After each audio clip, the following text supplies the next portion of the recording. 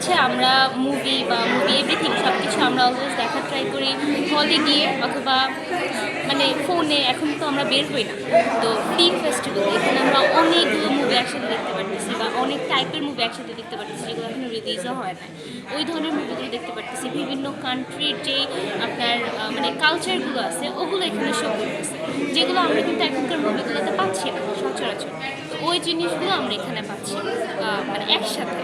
পাশাপাশি অনেকেই হচ্ছে মানে অনেক ধরনের যে যারা আছে যারা ফিল্ম বানাচ্ছে ওদের ক্রিয়েটিভিটিটা ওরা কীভাবে হচ্ছে তাদের আলাদা আলাদা কান্ট্রির যে রিচুয়ালস আছে বা কালচার আছে ওই ফিল্মগুলোকে কীভাবে ফুটিয়ে তুলছে সেগুলো আমরা এখানে দেখতে পাচ্ছি।